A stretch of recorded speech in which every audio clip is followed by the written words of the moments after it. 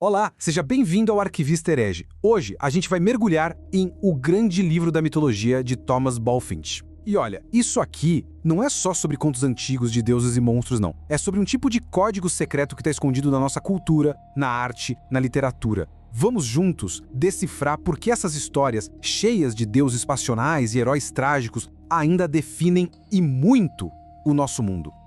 E a chave de tudo já tá aqui, na intenção do próprio autor. O Bulfinch não estava só, recontando lendas. Ele estava, na verdade, nos dando uma ferramenta. Ele sabia que, ao conhecer Júpiter, Hércules ou a Medusa, aquelas referências escondidas nos poemas, nos discursos e até em conversas do dia a dia, de repente tudo faria sentido. Pensa só um pouquinho. Quantas vezes, ao ler uma frase ou ver uma pintura, a gente não sente que tem algo mais ali, uma camada de significado que simplesmente escapa? Pois é, a mitologia não é sobre o passado. É uma linguagem cultural que está viva. E o Bulfinch basicamente nos entrega o dicionário para a gente finalmente entender. Então, para começar a decifrar essa linguagem, vamos direto para o topo. Pro Olimpo e outros panteões. É lá que o drama divino é movido por forças cósmicas e, o mais curioso, por emoções que são surpreendentemente humanas. E esse drama divino tem sabores bem diferentes, viu? Os deuses gregos, por exemplo, com toda aquela paixão e política, parecem uma grande e poderosa família disfuncional vivendo lá no Monte Olimpo. Já os deuses nórdicos, eles vivem sob a sombra do Ragnarok, o fim de tudo já profetizado. Para eles, o que importa é a honra diante de um destino que é inevitável. E falando da família do Olimpo, os protagonistas são simplesmente inesquecíveis. Deus Júpiter, o rei dos deuses, sempre com seu raio na mão. Do lado dele, Juno, a rainha, cujo ciúme era tão poderoso quanto o poder do marido. Depois vem Apolo, o deus da música e da profecia, que podia tanto encantar quanto amaldiçoar. E claro, Vênus, de quem se dizia que ninguém, nem deus nem mortal, conseguia resistir ao seu charme. E aqui a gente já vê que esses deuses estavam longe de ser perfeitos, né? A própria subida de Júpiter ao poder começa com uma história terrível. O pai dele, Saturno, devorava os próprios filhos por medo de uma profecia. É um ciclo de medo, ambição e rebelião que já dá o tom de como as coisas funcionavam naquele panteão. Agora vamos descer do Olimpo e ir para o mundo dos mortais, onde o drama divino se manifesta de uma forma muito mais brutal. É aqui que surgem os heróis, com vidas marcadas por jornadas impossíveis e quase sempre um destino trágico. A jornada do herói mitológico, ela segue um padrão bem forte. Geralmente começa com uma missão que parece impossível, como a de Jasão em busca do Velocino de Ouro. Sempre envolve um inimigo monstruoso, tipo a Medusa, que o Perseu teve que derrotar sem nunca olhar diretamente para ela. E quase sempre tem um preço trágico a ser pago, como os 12 trabalhos de Hércules, que na verdade foram uma penitência por uma coisa terrível que ele cometeu. Uma lição fundamental para heróis imortais era: conheça o seu lugar. Desafiar os deuses por orgulho excessivo, a tal da híbris, era a falha fatal. O conto de Aracne é o aviso perfeito. Ela era a melhor tecelã do mundo, mas a arrogância de desafiar uma deusa a transformou para sempre numa aranha.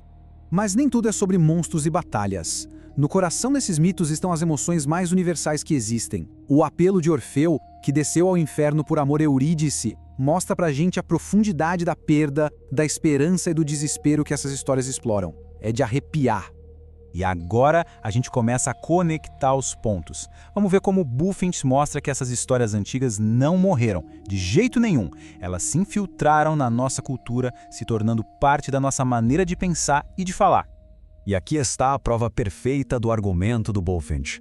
Olha só, Shakespeare, para descrever o pai de Hamlet, não diz simplesmente ele era bonito. Não, ele evoca os deuses Hiperion e Jove, partindo do princípio que o público entenderia a grandiosidade da comparação. E a tradução é essa. Simples, mas a forma poética é muito mais poderosa. Sem conhecer os mitos, a genialidade da frase de Shakespeare simplesmente se perde. Aquela imagem de um deus da beleza e do poder some. É por isso que a tese do Bulfinch é tão forte. A mitologia funciona como código-fonte da cultura ocidental. Ignorar isso é como assistir a um filme numa língua que a gente não entende. A gente vê as imagens, mas a história inteira se perde no caminho. E a prova disso está no nosso vocabulário.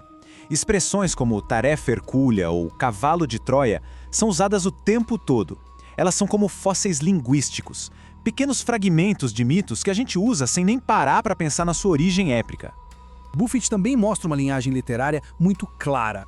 Homero conta as histórias, Virgílio as adapta para Roma, Séculos depois, Milton usa tudo isso como base para o seu épico cristão, Paraíso Perdido. É como se cada grande poeta tivesse bebido da mesma fonte. Mas seria um erro enorme pensar que o livro de Bulfinch é só sobre Grécia e Roma. Ele nos leva numa viagem por várias culturas, mostrando que a necessidade de criar mitos é algo universal. No mesmo livro, a gente viaja para as sagas nórdicas e a iminência do Ragnarok, para os mistérios do Egito e o julgamento das almas, para a tábua redonda do rei Arthur e até para as tradições dos druidas. Fica claro que, em todos os cantos do mundo, a humanidade sempre usou grandes histórias para dar sentido ao universo. A jornada dessas histórias é simplesmente fascinante.